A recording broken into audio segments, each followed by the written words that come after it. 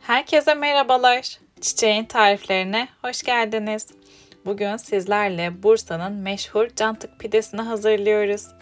Tarife geçmeden kanalıma abone olursanız çok mutlu olurum. Cantık pidesinin hamuru ile yapımına başlıyoruz. Bunun için 1 yemek kaşığı kuru mayayı, 2 yemek kaşığı toz şekeri ve 1 bardak ılık sütü bir yoğurma kabının içerisine alıyorum.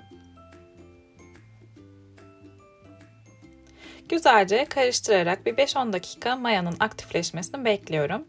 Maya aktifleştikten sonra üzerine 1 çay bardağı sıvı yağ ve 1 yumurtanın akını ekleyip karıştırıyorum.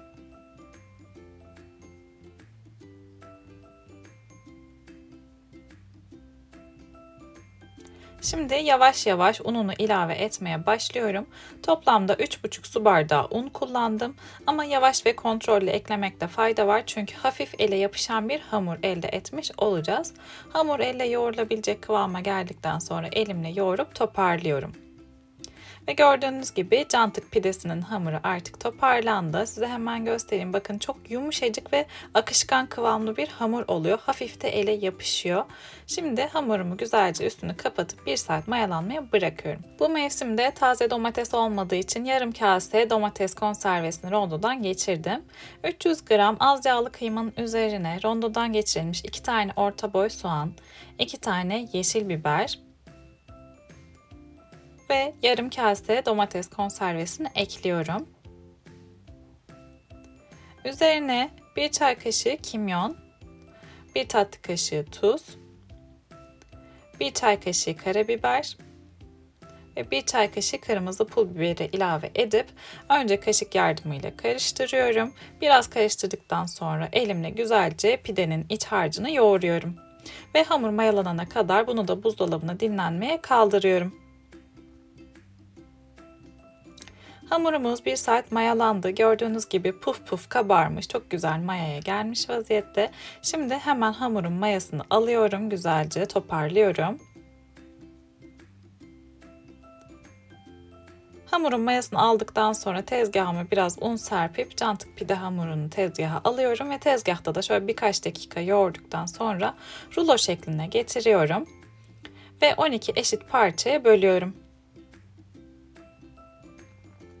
Eğer beni buraya kadar izlediyseniz ve kanalıma henüz abone değilseniz yayınlayacağım yeni tariflerden anında haberdar olmak için kanalıma abone olup bildirim zilini açabilirsiniz.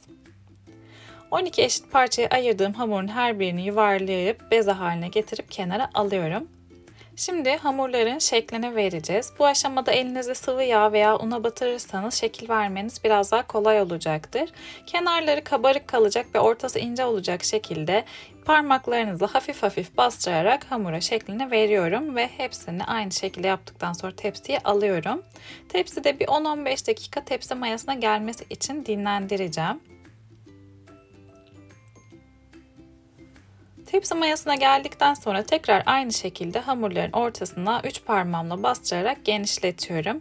Ve hazırladığımız kıymalı pide harcını hamurun ortasına kaşık yardımıyla koyuyorum.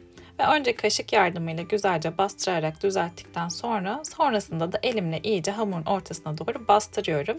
Bu bastırma işleminde de zaten hamurlar iyice genişleyip büyüyor. Cantık pidelerin hepsini aynı şekilde hazırlıyorum.